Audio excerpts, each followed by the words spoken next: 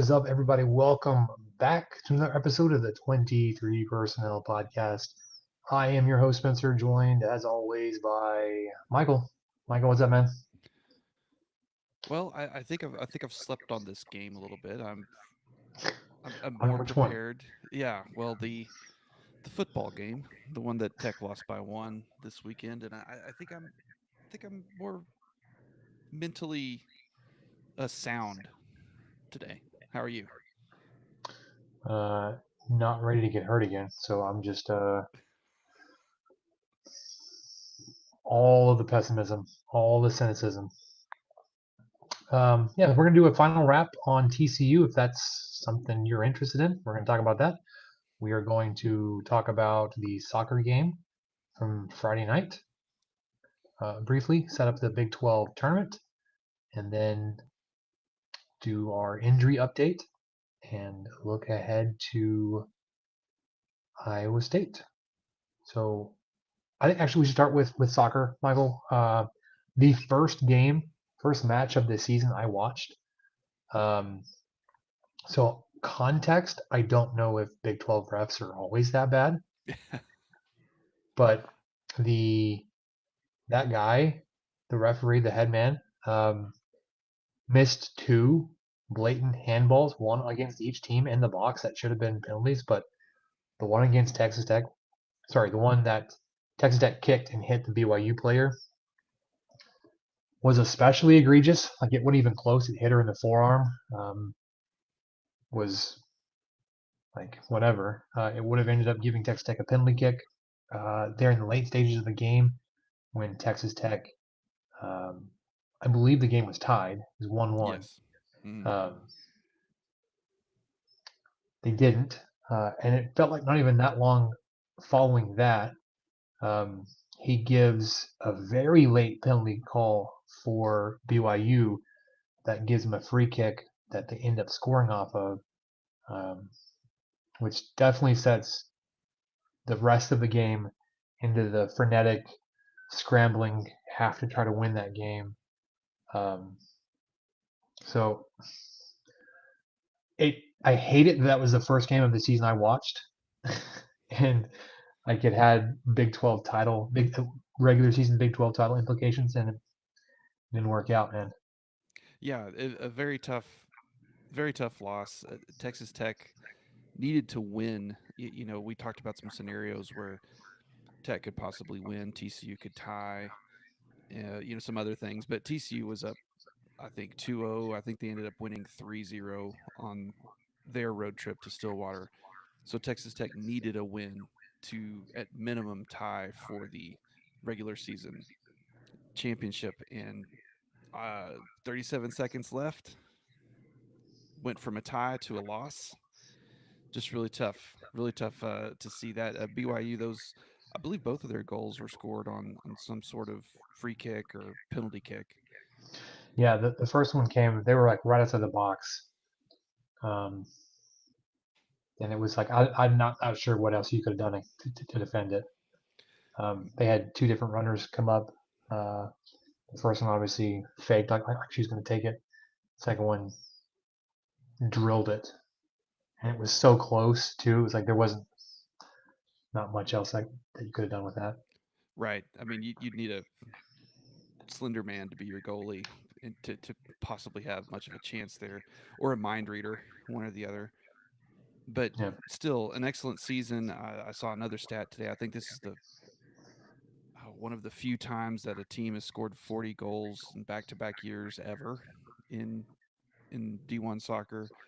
So the Red Raiders finished 13-3-2 on the regular season overall, 8-1-2 in Big 12 play.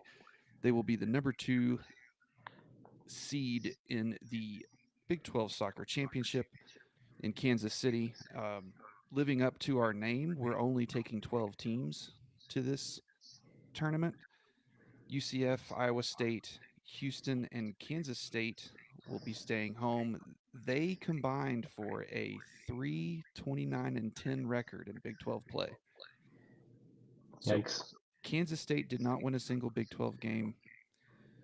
UCF, Iowa State, and Houston each won one apiece.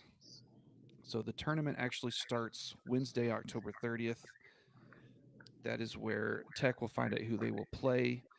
That night, Arizona, the number 7 seed, will take on number 10 Baylor, and Tech will play the winner of that game on Saturday at 5:30 on ESPN Plus. So that is something you will be able to watch if things are out of hands in Ames. Um, you could just switch over to about 5:30. I'm not saying there will be, but if they are, you have options. Or there's a lot of ways that you can stream two things at once on ESPN, and the Iowa State game being on ESPN helps a little bit. Not to look too far ahead, the winner of that game. So if Tech were to win their first game, they would play again, I believe, the following Wednesday, and they would play either West Virginia or the winner of Kansas/Arizona State. So a lot of things up in the air right now, but at least they are a 2 seed. This win did propel BYU from 5th to 4th, so they have a first round bye as well. So they were playing for a lot too, and it showed that. I mean, from the second this game started, it was pretty radical. I don't know how else to say it. It was just intense the entire time. Yeah, for sure. Um, updated rankings may come out tomorrow, not at the time of recording, but you were 14th coming out of that matchup with BYU. Um, you touched on it, but the Big 12 tournament is Wednesday, Saturday, Wednesday, Saturday. So you could have a team without a first round bye playing, 4 games over 10 days, um, which will test their legs in recovery. Um, but want to wish the Red River soccer team success and luck in the tournament. Um, Continue to improve the NCAA tournament resume as they get ready for postseason play. Um, you know who's not ready for postseason play, Michael? It's a football team. They did not secure win number 6 this weekend. Um, and to, yeah, um, they, to borrow an off quoted term, snatched defeat from the jaws of victory. I feel like we You say that a lot. We say that at least 2 or 3 times a year. didn't have a great start. He had a great middle. He went on a 28-0 scoring run. Got up 17 points. You were down 14-3. Then you got up 31-14. 3 minutes left in the third quarter. TCU fans were hitting the exits. So lots of people missed out. Well, they were Not going us wherever Texas they Tech fans. go until 3 seconds before kickoff. Because Sure. it's amazing. They just materialized. I almost thought it was some sort of AI generated crowd based off the photos that I saw on Twitter. So I guess they just all hang out in the concourse until they hear the what was that crazy thing they did with the lawnmowers and whatnot? And that video hits the screen, I guess. If that hasn't been banished from the Library of Congress, I think that's been banished. Yeah, I'm not caught up with the Hypnotoad nonsense. Or the razzmatazz hoop hoop de doo something or another. Flim flam. Yeah, that's Wait. it. Yeah. Um, Man, so what a turn of events in terms of health of this team, Michael. It felt like you were coming out of the bye week versus Baylor as healthy as you were all season to having your longest injury report. Um, you didn't add anybody to the out for a season, although you could argue Baron Morton may be flirting with that. Um, so the updates for this week: out for Iowa State, Bryce Ramirez. Um, I don't know the context here, but he had a rod removed from his leg. I would assume from his surgery last year. Yes. Yes. But I'm I curious why it happened now and not a year ago. I didn't Or fully understand what McGuire said during the press conference today. I don't know if there was infection or they were worried about infection, um, or it was just time for it to come out.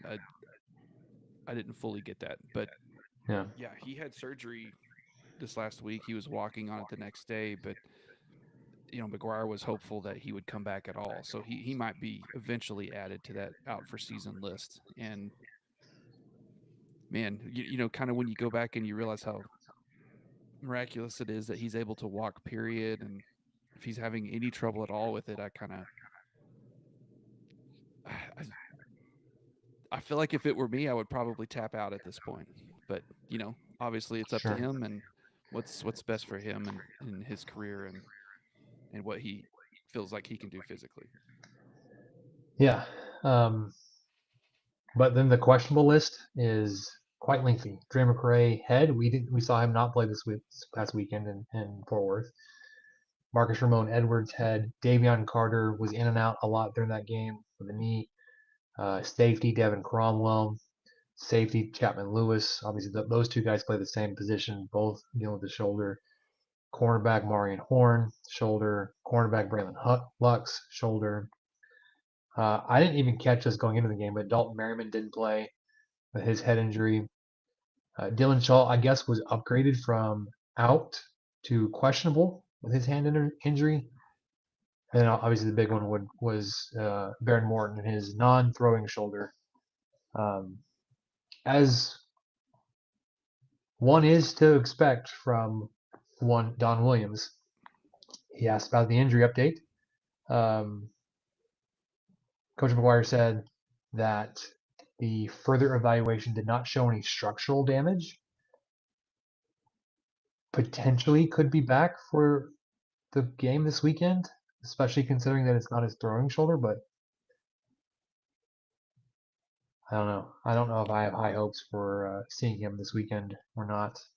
I kind of on the same vein of Ramirez. I almost hope they don't because Texas Tech has a bye week coming up, and I don't think putting a banged up Baron Morton up against one of the best defenses in the country and the best one in the conference on the road is maybe your best idea right there. I mean, I don't know. We saw what Will Hammond could do. I, keep your quarterbacks healthy as best you can. As best you can. Yeah, I don't think Um, we can. I don't think we can get upset about Will Hammond taking a carry last week, and then also hoping that Morton starts.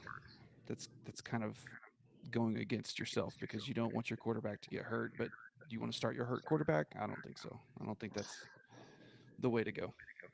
something I heard that I just made me shake my head because it's just um, giving Kitley more reign on allowing this thing to happen is how much Will Hammond, like how much of Will Hammond's game includes him being able to run the ball. Um, he was adept and skilled at it in high school. Um, much better runner than Baron Morton. So you may see, even if you're without Baron Morton and you're down to Will Hammond, and you know who you have behind him, and Jake Strong and Cameron Brown, that you may get a fair share of running from. Sorry, you may get your fair share of runs from Hammond, and I don't like that. I don't like that at all. I think if you look at the history of quarterback play under this offensive coordinator and how many injuries we've sustained on not freak plays, on plays that were designed runs, um, I would be awfully gun shy to run my quarterback as much as he does. So that's just something to be aware of. If we do see a Will Hammond appearance, that I would expect a lot of running from him. Um, you mentioned bye week coming up. You actually have two games before you get there. Obviously, this weekend against Iowa State. Next week versus Colorado. That one has not kick time has not been announced yet. You're in another 6-day selection, Fox or FS1 for that sold out home game. Um, I don't have high hopes for that game either. But FPI, man, they are ooh, not looking good. As of this week, the FPI prediction for this weekend's game, 81.5% in favor of Iowa State. Next weekend versus Colorado, 67.8%. After the bye week, 61.3% in favor of Oklahoma State, which is saying something with how bad they are, but you are on the road. And then you come back home as a narrow favorite, but that number is getting slimmer versus West Virginia, 54.8. So, Yeah, I'll be honest. I keep forgetting about Colorado, and that's not a bit. I'm not I'm not doing that on purpose, but I just keep thinking that the bye week is after Iowa State because I wish it was. I think that would be a good time to go ahead and let's just do that. Can we just write your mark and say, "Hey, let's just go ahead and swap that?" Because I think Colorado's on a bye week uh, this week, so they could yeah, so just it's play someone else. It's not a big deal. It would just be a small domino effect. There's not that many games it would affect. Probably only like 12 or 15. didn't we see like that's like three opponents in a row that Texas Tech will face that are coming off a bye week?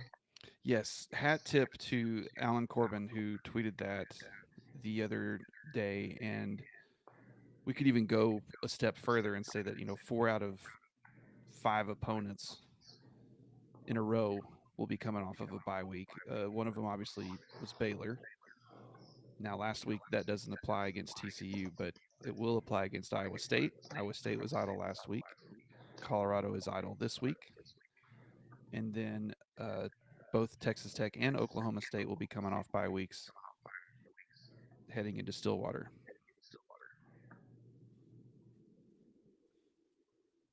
So there you go. Um, Michael put in the effort, has fixed our Taj time tracker, so let's give you an update there. Last week, 30 carries, 121 yards, and a touchdown. So far this season, that puts Taj at 179 carries over 925 yards, 5.2 yards per carry, and nine rushing touchdowns. He's got only 159 yards to go to take over spot number one for Texas Tech career rushing yards. He's got 4 games to do it. Now, we did see he was in and out of the game, but it what I heard was a groin that got, this is going to sound weird, it got rewrapped and he was able to come back in and play following some of those plays where he missed. But 4 games to go, 40 yards per game. So he could stand to reduce his workload and still hit this target. Only needs 31 carries to do it, so he could have just another monster game and be number one. He is 89 yards behind number two and James Gray. Obviously, 158 would tie Byron Hanspard. 159 would reset it. Taj Brooks currently at 3,977 career rushing yards. Um, so, Michael, when you pulled this, did we really get beat that bad? The net success ranking chart this week. I was actually surprised to see TCU had such a positive skew on this. I was With how too. much I we think they must have made up for a lot of that on their comeback. They had to have because Texas Tech had what 2 interceptions and a fumble and uh, 7 tackles for loss, 3 sacks, I believe. I think they had a turnover on downs. Not a lot of success, at least offensively for TCU, uh, from end of first quarter to end of third. no, for sure. And I wonder how much the big passing plays, the explosive plays skewed this metric. Um, but that's just one look at how this game went. I mean, when you stack up all the things that were statistically in your favor, um, and how you ended up losing this one, man, it's a head scratcher. Do you want to get to post game comments? Yeah, You there's want to? yeah, I'll gloss over it. It was only about 15 minutes, and it was apparently recorded in the middle of an active job site or a cafeteria or I'm not really sure, a bus station. Just a lot of BS going on in the background. I could hardly understand McGuire. I could hardly understand, like barely understand any of the questions. So I just wanted to gripe about that for a little bit. I don't know where TCU set this up, but they did Texas Tech absolutely no favors. Uh, it may have been in the food service area. Truly, I don't know where it was, but McGuire was just kind of frustrated, like all of us. He basically said that it really isn't just one play. There were multiple plays. I think he was trying to head off the whole Will Hammond fumble thing at the pass, and like it had been mentioned, I think he was worried that fans would attribute that to him, to the quarterback. Little did he know, I don't think that was the case. I think he kind of walked that back a little bit today on Monday's press conference. He was proud of the young guys that came in to play. I mean, yeah, definitely had. It was cool and nerve wracking to see two freshmen in the backfield and to see them have a lot of good success. I enjoyed that too. Um, on the field goal that kept it a two-score game, he felt that that down and distance was a little was too far. Uh, he would have gone for it on 4th and 2 or 4th and 1. I think he even said Kitley had a play ready and chose to kick the field goal, knowing that they would have to score 2 touchdowns to get back in it. And then he even said, and yeah, that's exactly what they did. But he didn't count on them giving up, gigantic gashing defensive plays in that scenario. So it is. I'm with him. It's hindsight is 2020, but I would have liked to have been a little bit more aggressive there myself. Sure. And then he was kind of playing off the whole fumble thing by Hammond, like I mentioned earlier, and not giving excuses, but reading the room or thinking that the fans were going to be more upset with Hammond than they really were, and just kind of pointed out, well, we put the ball in the quarterback's hands, and it was in his hands the entire second half, and we were trying to get the ball centered in good position to kick the field goal, which has been analyzed to death, and I'm sure we'll probably dive into a little bit more. But I think anybody reasonable, and this is something that A Steve brings up in the comments. No one blames Hammond for that fumble. Um, like he gets the benefit of the doubt here. True freshman. Like he spun into potentially a tackle that could have been called for targeting. Um, and if not, then you can just say it was just a really hard hit right on the ball, knocked it free. Um, I think everybody's frustrated with and questioning why that ball wasn't handed off to Taj Brooks. Like if all we were trying to do was get it centered, give it to Taj Brooks. yeah, or even I saw someone mention, if you're going to do something like that, direct snap it to Conyers, or I don't know. But like you pointed out, we just haven't seen Hammond. But apparently, this is a part of his game, and that's something they went into a little bit more during today's press conference. And like it or not, if Hammond's playing, we should get used to seeing him carry the football a little bit more than Morton's been carrying it this year. Yeah. So going into this game, I had all the confidence in the world that TCU would carve you up through the air, and they did that a few times. Obviously, the game was much closer than I expected. Texas Tech was a 6-point underdog, ended up losing by one. Michael had TCU winning by a touchdown. Was the closest, obviously, because he had a reasonable prediction here, 38-31. Um, so that puts Texas Tech now at 5-3, and each of us are 6-2. We were Yeah. right here. We didn't want to be right. All right. This upcoming matchup, Texas Tech taking on the number 20 S&P Plus Iowa State Cyclones. Texas Tech is 62. 2:30 p.m. kick on Big ESPN. Cloudy, possible showers. High of 60, so not going to be the freezing cold that you've dealt with up in Ames the past few trips. But Matt Campbell's somehow been there 10 years already. 60-48 record, 42-34 in Big 12 play. Um, so far, everybody knows they are undefeated on the season, 4-0 in Big 12 play. Beat North Dakota, Iowa, Arkansas State, Houston, Baylor, West Virginia, and UCF. All-time head-to-head, though, Texas Tech leads this one 13-8, including the last two, 21 and 22. Prior to that, Iowa State had a 5-game stretch where they won all those 16 through 20, and then Texas Tech had a 4-game streak, 12 through 15. So it's been very streaky.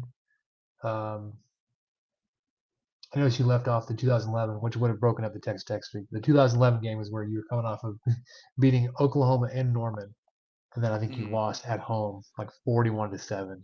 Yeah, that was a brutal one. I was there in person Ooh, I for was that not. Tommy Tuberville special. What a swing. Um, Speaking of swings, penalties. My goodness.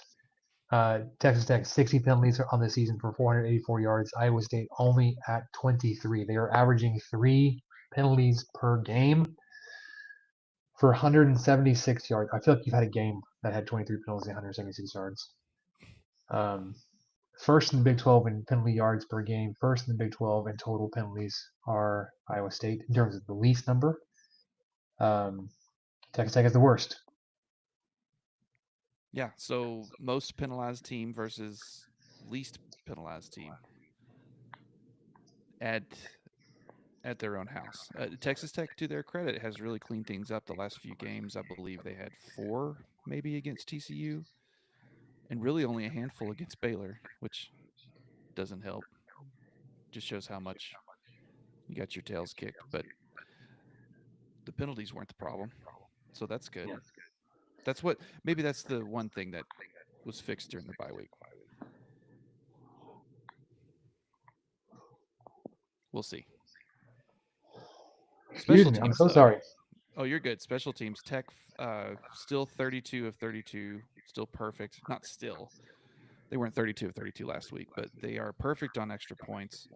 They finally missed their first field goal, 15 of 16, but that still has them first in the Big 12. I believe West Virginia or someone has only missed one field goal as well, but they've only attempted 10 or 11. Whereas Iowa State has missed a couple of extra points. They're 25 of 27 and are 9 of 12 on field goals, which is ninth in the conference. Yeah. So when they have the ball, when the Cyclones have the ball, they are the 48th S&P Plus offense going up against the number 95 defense. They are led in the booth by Taylor Mauser. It's his 9th year at Iowa State, but only his first as OC for the Cyclones. Prior to that, he was the tight ends and associate head coach. Then he was just the tight ends coach. And then he was the SQC, that's quality control on offense. That's senior quality control. Yeah, I don't know. And then ADOS before that, Assistant developer of systems strategy. strategy. Who knows? And it was a GA in 2016. So, Yeah, um, he was at Toledo in 2015 as a GA. That was his first job. So, all 3 heads of this cyclone snake came from Toledo. Big 12 light. Yeah. Um, or Iowa State light. They are second in sacks allowed. Is it second in the Big 12, Michael? Yes, second in the Big Okay. 12. I believe first place is 7. So they don't let a lot of folks back to tackle Rocco. Rocco's Modern Life. Led on the field by redshirt sophomore quarterback Rocco Beck, 6'1", 210, completing 61% of his passes on the season for 1,712 yards. Not a great touchdown interception ratio, 11-5. Um, so you would like to continue to see your defense be opportunistic there if you want to give your offense more opportunities. Uh, Rushing for Becht, 47 carries for 152 yards, 4 touchdowns. So he's got 15 total touchdowns to 5 interceptions. Through the air, he's looking for Jalen Knoll, 5'11", 200-pound senior. He's got 37 catches. It's a team leader in yards at 681, 18 and a half yards per catch, 3 touchdowns, 75. But then you get senior Jaden Higgins, 6'4", 215, who leads the team in receptions with 45, fewer yards per catch with his 563 total yards. So it's 12 and a half yards per catch. 6 touchdowns, though. And then if it's not those two guys, it's tight end Benjamin Brommer, 6'7", 250 sophomore, 10 catches, which isn't a whole lot for 179 yards. It's almost 18 yards per catch and 1 touchdown. Yeah, On the ground, I sorry. don't want to. No, you're good. I just don't want to. Maybe I shouldn't complain about our tight ends receptions anymore. If Iowa State is 7 games into the season and their third leading receiver is their tight end with 10 catches.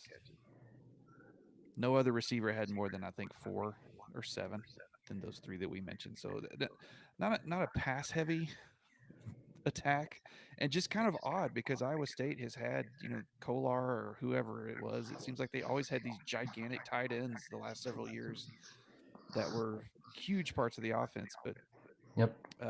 I guess Mauser's going a little bit different route this time. Yeah, I was gonna say that they must lean really heavily on the run, and it's not really the case. Yeah, But they have a three-headed monster that between the three of them are have 60 carries, 68, and 70 on the season. So very balanced between the three of them. Um, the leader in number of carries is sophomore Carson Hansen, 6'2", 220, 70 carries, 398, almost 6 yards per carry, 7 touchdowns. You got Jalen Jackson, who's a small guy, 5'7", got 68 carries for 329, 2 touchdowns. And then Abu Sama the third, 5'11", 210, 60 carries, 303 yards, 5.1 yards per carry, adding in a touchdown himself. So 10 touchdowns, rushing touchdowns between those three running backs.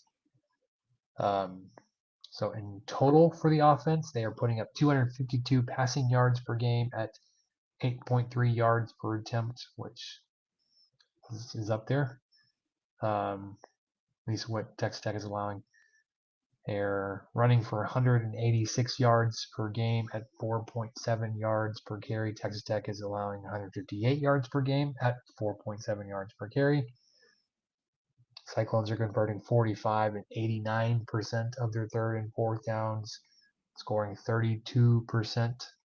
Sorry, scoring 32 points per game, 87.5% from the red zone. The biggest question mark, though, Michael, is when Texas Tech has the ball, they will be going up against this defense, and that's been one that is confused and confuddled and bewildered and flabbergasted even the best of Patrick Mahomes and one Cliff Kingsbury. Wow, I got stuck on Kitley there. K names. Um, Iowa State defense 17th in S&P plus. Texas Tech offense 32nd.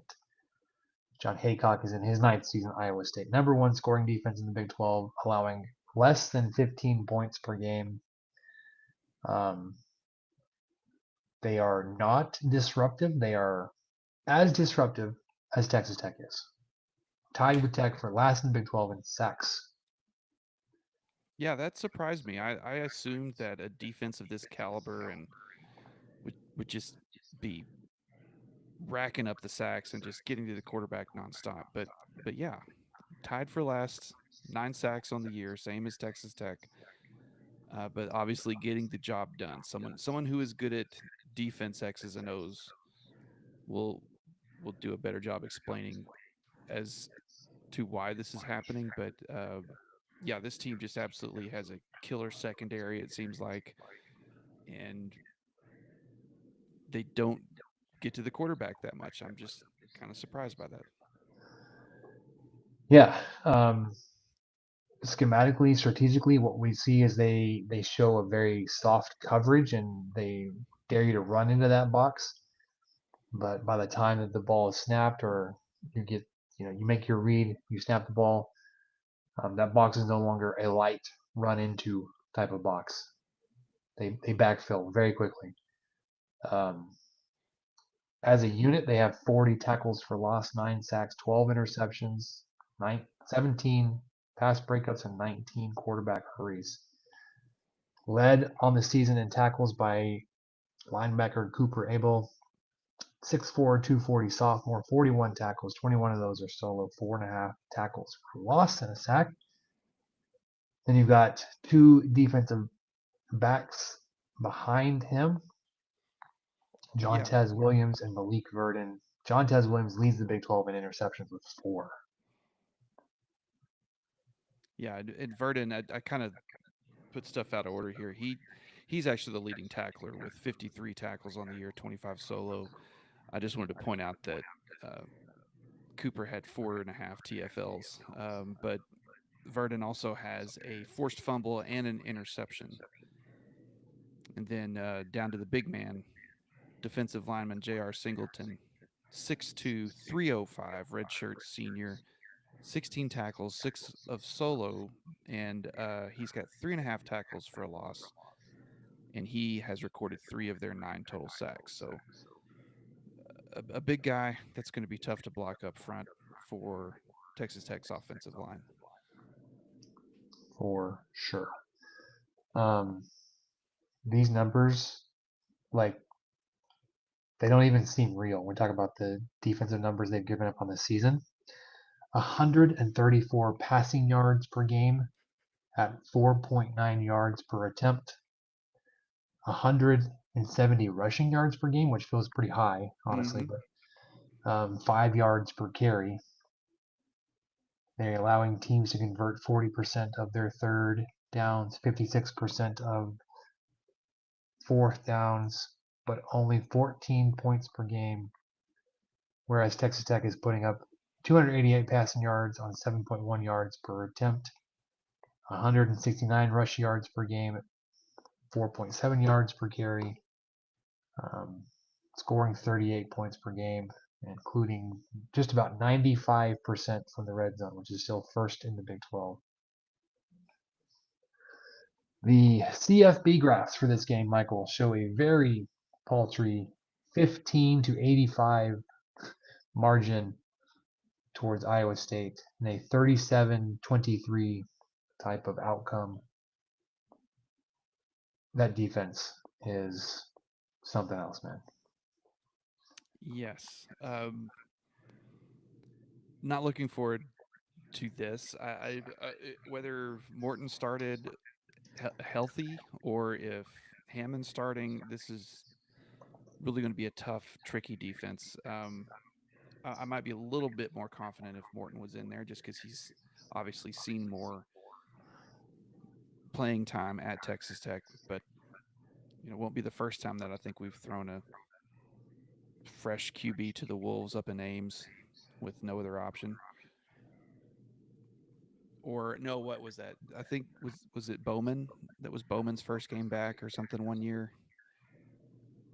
Yeah, it wasn't. It wasn't. Something like that. Not an exact same scenario, but something not great. Someone had been out for a while and then got thrown into the Wolves and sent up to Ames. But yeah, I'm really not thinking that this mashup is very good. Texas Tech right now is an underdog big time. Iowa State opened up at -11 on the spread. It has since moved to -14.5. I don't know if that's going to move anymore or not. It may stay put. The over-under is at 56.5. And I see Spencer score. I'm just going to keep rattling on about mine. So I, if anybody, if you're watching the YouTube video, my title today is vote of confidence, and I don't mean that sarcastically because I was frustrated after Saturday. I was frustrated Sunday. Today's Monday. Still there. But then I watched the coaches' press conferences, and they are frustrated too. They understand that we are. They all acknowledge that, I believe. And I kind of they've kind of won me back over. And McGuire even mentioned some things. And he prefaced it with this, like, I know y'all don't want to hear this, but one of his questions was, what do you say to the team to keep them motivated and keep them going? And so McGuire said, well, I know you don't want to hear this, but there's still a lot to play for. He talked about Taj's rushing record, which, okay, that's more of an individual thing, but sure, it it would hang for a long time at Texas Tech. But he also brought up that Texas Tech hasn't won 9 games since 2009. That's on the table.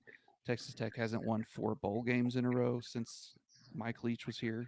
So that's on the table. So he's kind of manufacturing, and I mean that in a positive way, some motivation and some things that players can latch on to now, kind of realistically looking at the Big 12 championship game chances being very slim. Now, I don't know. I mean, Iowa State's 7-0. They're, depending on what you look, they're a top 10, top 12 team. I do think they slipped, and I predicted that they would because they were on a bye week and probably I think A&M jumped them or something because SEC. So anyway, we have seen highly ranked 7-0 teams finish the year 0-5, Spencer. So you never know. That type of thing could happen. But my long-winded answer here is just I I think these coaches are trying to win football games. I think they are they are being cursed with an injury bug. People are going to blame them for that too. People are going to blame them for poor, what they consider poor decisions, and sometimes I'm that people. But we've got to give them credit at the same time. They had a 19-year-old true freshman ready to start on the road with no moment's notice and run that offense. I think that deserves a little bit of credit too. And they were able to Sure.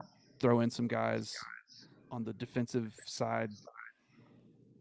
Maybe they didn't do their job as well, but when you've got four guys in the secondary listed with shoulder injuries this week as questionable, everybody was a little banged up, obviously, before the end of that game. So I'm kind of back in. I didn't want anybody fired. I never really said that. I never really felt that, but watching the press conference made me feel better. But Tech's still going to lose this one. I've got Iowa State. I'm a little bit more optimistic than you. I think just because there's only so much time in the game. So I've got Iowa State winning 35-18. I guess my score prediction has them scoring a lot of points, and that's probably not indicative of how they actually play offense. I mean, they are scoring I think it's 32 points per 32. game. I mean, it's not low. I think they just get the ball in quite a bit. They had how many rushing touchdowns? Let's see. With the quarterback for 11, 14. They have 14 rushing touchdowns and only 11 passing. So they do It's score. 25 touchdowns in 7 games. There's probably more than that's just through their top 3 running backs. There might be a couple of random receivers that caught something. I guess that's true. I've got Iowa State 42, winning 42-17. I get that's a lot of points for Iowa State, but it's gonna be out of hand the majority of the game. If you've got something else to do this weekend, this is the time to do it. Well, like I said, Texas Tech soccer plays at 5:30 on ESPN Plus. Just might keep that peeped up on the old ESPN app if that's how you're watching the game. I Yeah. know if you watch Anybody? it on Xbox, you can multi-view. You can have up to 4 different ESPN games playing at the same time. So Quad box. yeah, you could do that. Anybody in the streaming comments want to drop their game prediction? We'll share that out, but not confident am I that Texas Tech is going to pull this one off. Now, it could be another example of typical Tech, and this is something where this is a game that they may win. Um, and it would fall right in line with what this team historically does. Well, So, I mean, there's a chance if I'm just afraid Texas Tech is going to have one reliable, uh, oh man, facet of the offense, and that's going to be the running game, and that is going to be appealing. And like you said, some of that is going to be appealing because of what the defense is going to show you pre-snap, but it's also appealing because you look at, well, Iowa State is this fantastic stellar defense is allowing 170 rushing yards per game. They're allowing 5 yards per carry. Man, let's just go to run the ball, RTDB all day. And that may be exactly what they want you to do because, as we've already pointed out, they only allow 134 passing yards per game. So if they know that that's all you're going to do and that's all you can do, they're going to shut you down. yeah. And it's going to be really tough to move the ball on this team. But I don't know if maybe it's to Tech's advantage if Hammond plays. There's very little film on him. There's only 2 quarters on him. Uh, there may be some things that he can do that that Morton can't or isn't as good at and could catch them off guard. But I'm just not that optimistic about it, and I'm not upset. I'm not. I'm not angry. Just being realistic. Looking ahead, looking at the Iowa State schedule, I don't think you catch them in a spot where they're looking ahead. Next week they are on the road at Kansas. Well, air quotes at Kansas.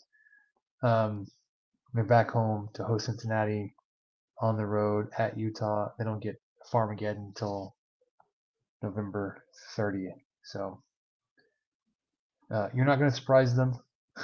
They're going to be ready for you. They've had 2 weeks to get ready for you. Yeah. All right, let's look around the rest of the Big 12 before we talk about basketball because that's coming up, man. Um, we touched on Houston winning their first Big 12 game this past weekend, which I think is just wild. They are hosting Kansas State. The Wildcats are a 2 touchdown favorite on the road, 2:30 on Fox. Houston's I won think 2, right? Because they beat TCU. TCU. You're right. You're right. Um, or maybe no. Hold on. I don't think that was a non-con. I think that was a real con. Maybe. They're at RealCon. Yeah, real con. They are 3-5 overall, 2-3 in conference. They've won 2 conference games. Okay, I knew they beat TCU, but then I immediately thought, oh crap, was that one of those weird? But that shouldn't have been because they've been in the conference for this is year 3 for them. Yeah, So they beat TCU, lost big to Kansas, but then came back and beat Utah. the Utes. I love it when every broadcast has done this the last couple of weeks, where they show the preseason top 5 or 6 Big 12, and then they show the actual top 5 or 6 Big 12, and it is just I don't know if there's a single team except for Kansas State that's on both. Yeah. Arizona State at UCF. UCF is a touchdown favorite, 6.5, 2:30 FS1. No, Arizona's at UCF. That's what I meant. Arizona needs this one, man. Yeah, because at first I was like, man, how is UCF favored? And then I realized, oh, it's against Arizona. That win is not looking very good right now, is it? No. Whew. Arizona State, a road favorite in Stillwater. What? 6 p.m. FS1. The 5-2 Sun Devils. See, that win is looking good. Yeah, that's kind of helping. And then TCU at Baylor. Who cares? Baylor's 3.5 point favorite. I have no feel on who wins that one. Baylor's a favorite, like I said, 7 p.m. ESPN2. Maybe the toilet bowl just falls into the fissure in the earth, just swallows them up. You won't find me sad about that. This week has a robust bye schedule. BYU, Cincinnati, Colorado, Kansas, Utah, and West Virginia all off this weekend. And yet another. Now this kind of makes sense because there's only 5 games, but no 11 a.m. games again, Spencer. It's just. I think that's pretty much gone away, except for maybe 1 week since Big 12 play started. Yeah, it only took Oklahoma leaving the conference for the Big 12 to not play 11 a.m. games. That's great. I do enjoy that. If they're paying attention, which they would never admit if they are, um, I think that would eat them alive that the Big 12 has moved on from 11 a.m. games. I say that, and then Tech's going to get that against Colorado for the big nooner or something. Not sure why, but uh, did we touch on that, or like did we go through and talk about that? Texas Tech will have 4 out of 5 opponents coming off of a bye week. We include Baylor. Yes. Yeah. Yeah, we brushed on And, that earlier. yeah, and then we mentioned that was a thing. I don't know if we touched on like exactly. All right, let's do basketball before we wrap up, Michael. Sure. There was a block party tonight. They shut down Broadway, put up some temporary basketball courts there in the street. Had a big to do. Um, Getting ready for tip off, which man, that comes next week. Lady Raiders tip off Monday, Red Raiders tip off Tuesday. Both are and should be considerable favorites in their matchups. Monday for the Lady Raiders, they have Incarnate Word. Tuesday for Texas Tech, or sorry, for the Red Raiders, the men's team, they get Bethune Cookman. Both teams are playing on ESPN Plus. So make sure, if you don't yet, make sure you get that subscription all straightened out, because Big 12 and Texas Tech basketball tip off 7 days. Yeah, I can't believe it, man, because we'll come back next Tuesday on our regular day. We will have 2 basketball games to discuss. We will have the Lady Raiders game that you just mentioned, and we will be basically doing an instant reaction to the Bethune Cookman Red Raider game that evening. So be sure to tune in for that. We'll probably be excited to talk about something other than this Iowa State game. We'll see. Maybe we're wrong, but I'm looking forward to this season. I'm looking forward to everybody who has been saying, "Man, basketball's almost here. Thank goodness." To melt down when Texas Tech only wins by 7 against Bethune Cookman on Tuesday. But hey, that's how it goes. You know, uh, it'll be the same group that's just ready to fire everybody when Arkansas Pine Bluff comes to town and Tech's up by 2 at halftime. Well, It's Bethune okay. Cookman, It's the beautiful circle of life. sure. Bethune Cookman, according to Haslametrics, is the number 323rd ranked basketball team in the land, whereas Texas Tech is, let's just see, Did you say 30th. Has? Yeah. If it's Haslam, I'm assuming the rankings haven't changed since they came out. That would be kind of weird if they did. Yeah, he's got this projected as an 86-62 victory for the Raiders, 24 points.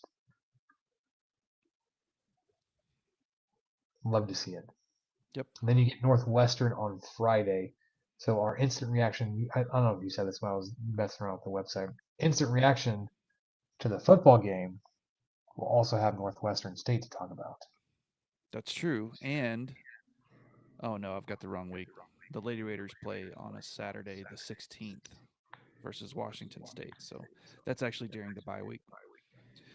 Anywho, Any who's. lots of good basketball coming up. Let's go. Let's go. All right, let's wrap this up with what do we learned. What do you say? Let's do it. All right. All right, Michael, what do we learn? I learned that I learned a lot of things. Two trunk or treats within like 3 or 4 days is too many. I don't really care for them overall. What are your what is your stance on trunk or treats, Spencer? I love that you can just high volume trick or treat, collect candy, and book without having to go through, you know, the neighborhood and walk around or drive around and do the ding dong doorbell interaction. Um, Typically, the ones that you're invited to or you're going to, they're neighborhood groups, they're church groups, they're put on by city organizations. Um, so I'm more of a fan of trunk or treats than I am trick or treating. I started out being a fan, and then I've stood in enough lines Guess that's true. behind the trunk of a CRV or whatever to play some beanbag toss so that my kid can get one pack of Skittles. It's just kind of like, Just hand it out at that point, man. let's just, yeah, what are we doing? We're standing in line for 5 minutes per car to just play some game that they're going to get candy no matter what. I mean, just have some bounce houses and just hand out candy. I don't know. Just let's have a we could do a thing together and it's just standing in lines. That's all it is. You stand in lines and then you stand in line and then you stand in line and you stand in line and then you go home.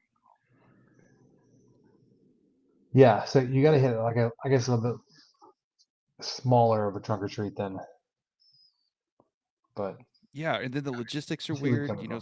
Sometimes they back the trunks too close to one another, to where it's just like a mosh pit of people, and you don't know where the you've got to stand in a stinking line. You don't know where the stinking line begins because it's snaking around the cornhole one that's over by the Harry Potter hat toss, which but not next to the hula hoop uh, goldfish bowl toss.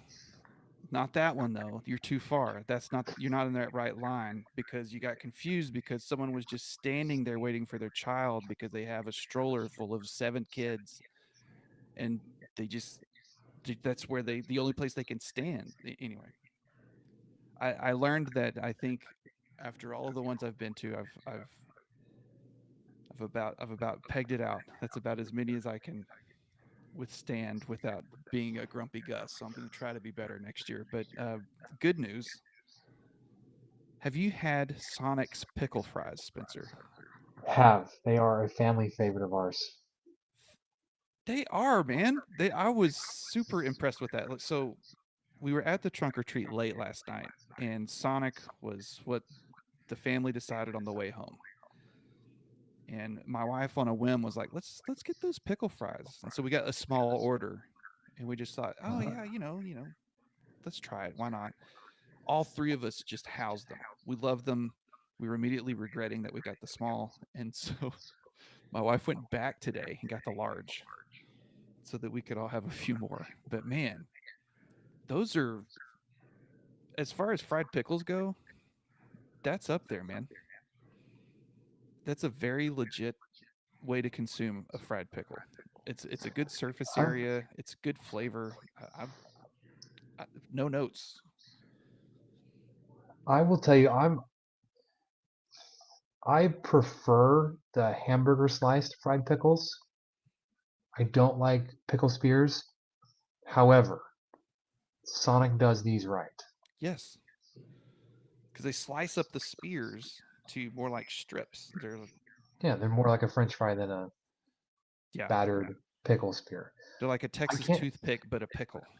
Yeah, I can't tell you how disappointed I was. I can't remember what restaurant it was. This was many years ago. Um, we were so excited that we were like, oh, they have fried pickles on the menu, and they legit came out with like the full size kosher spears that were battered Ah, and fried. I was like, I don't want this garbage. no. You know what? That happened to me uh, with fried zucchini at a place in town that I really like. Fine, I'll say it. I really love Ike's Wood Fire Grill. Ike's is fantastic. But the fried zucchini was disappointing because it was that same thing. It was Mm, lengthwise spears of zucchini. It just doesn't work for me. It's got to be the coins or whatever you call them.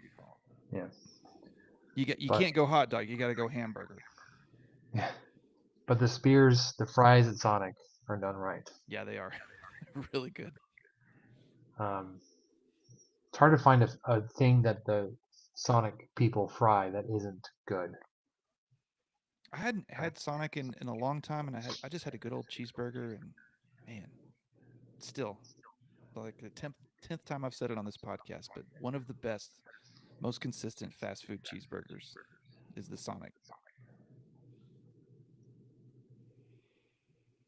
Yep. Um, what I learned, Michael, I had an opportunity today. As you can tell from the background, I am not in my home studio, my home office. I am in Seattle. Another reason why we're recording a day early.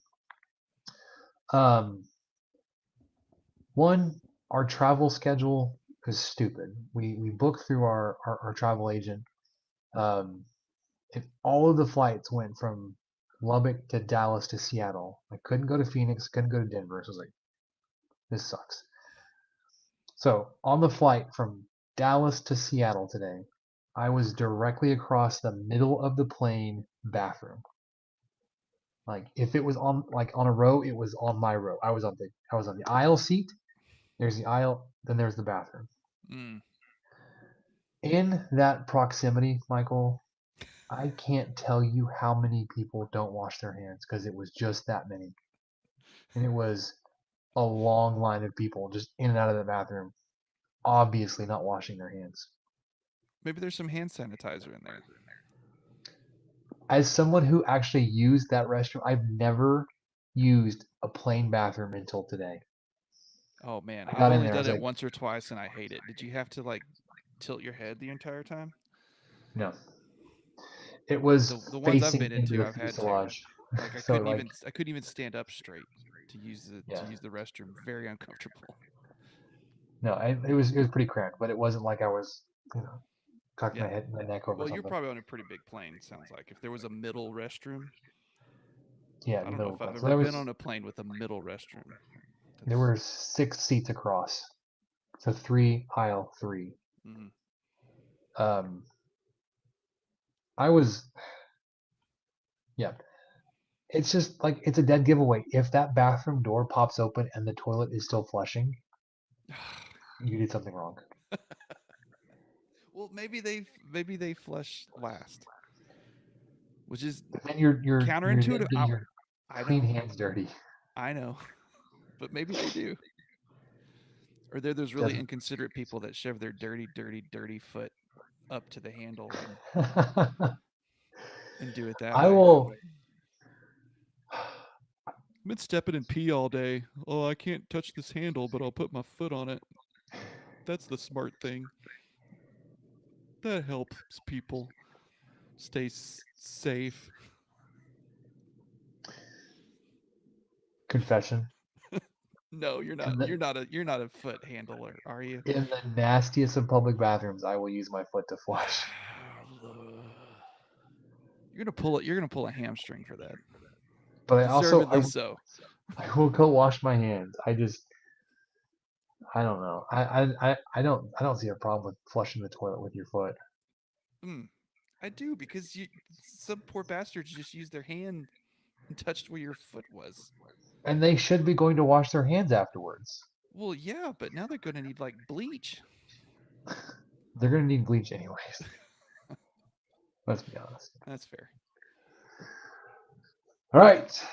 That'll do it for us this week on the 23 Personnel Podcast. Thanks everybody for being flexible. Michael, especially adjusting the recording schedule, starting late, starting on a Monday, from sunny Pacific Northwest. Just kidding. It is cold, cloudy, and rainy up here.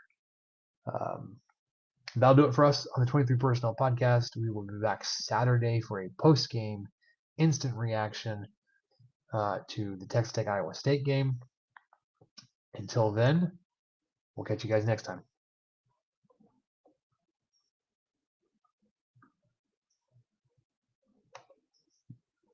It feels so weird not to have the music in there. Well, at first